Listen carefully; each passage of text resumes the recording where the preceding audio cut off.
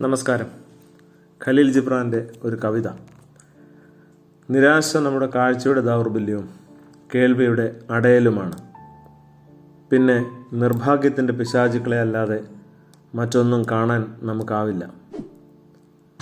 വെളിച്ചം കുറഞ്ഞ ഇടപെടലുകൾ പെരുകുന്നൊരു കാലത്ത് നിന്നുകൊണ്ടാണ് പിറവിയിലെ കുരുടനായിരുന്ന ഒരു മനുഷ്യന് കാഴ്ച നൽകുന്നതിനെക്കുറിച്ച് നമുക്ക് ധ്യാനിക്കാനുള്ളത്.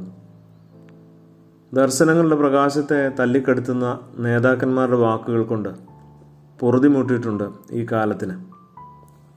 കാഴ്ച നൽകുന്ന മനുഷ്യനെക്കുറിച്ച്, വെളിച്ചത്തിലേക്ക് നയിക്കുന്ന ദൈവത്തെക്കുറിച്ച് ഓർത്തെടുക്കാതിരിക്കാൻ വയ്യാത്തൊരു കാലം.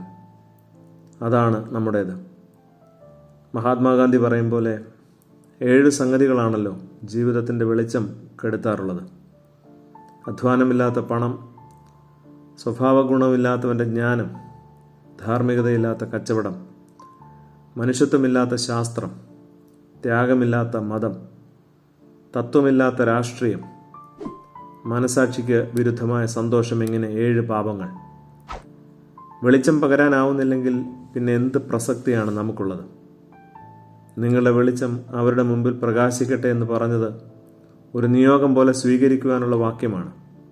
യോഹന്നാൻ പറയുന്നുണ്ടല്ലോ, ദൈവം വെളിച്ചമാകുന്നു, അവനിൽ ഇരുട്ട് ഒട്ടുമില്ല എന്നത്. ഞങ്ങൾ അവനോട് കേട്ട് നിങ്ങളോട് അറിയിക്കുന്ന സന്ദേശമാണ്. അവൻ വെളിച്ചത്തിലിരിക്കുന്നത് പോലെ നാം വെളിച്ചത്തിൽ നടക്കുന്നുവെങ്കിൽ നമുക്ക് തമ്മിൽ കൂട്ടായ്മയുണ്ട്. ഇവിടെ ഇതാ ജന്മന അന്ധനായ ഒരു മനുഷ്യൻ. അവൻ കണ്ണു തുറക്കുമ്പോൾ ആദ്യമായി കാണുന്നത് ക്രിസ്തുവിനെയാണ്.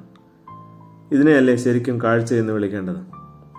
ജീവിതത്തിൽ പ്രഥമവും പ്രധാനവുമായി മറ്റെന്തിനേക്കാളും ഉപരിയായി തമ്പുരാനെ കൺമുമ്പിൽ നിർത്തുക. അവനിലൂടെ എല്ലാറ്റിനെയും കാണാനാവുക. എൻ്റെ ദൈവമേ, ഒരു ദിനമെങ്കിലും അങ്ങനെയൊന്ന് കണ്ണു തുറക്കാൻ ആയെങ്കിൽ. നമസ്കാരം.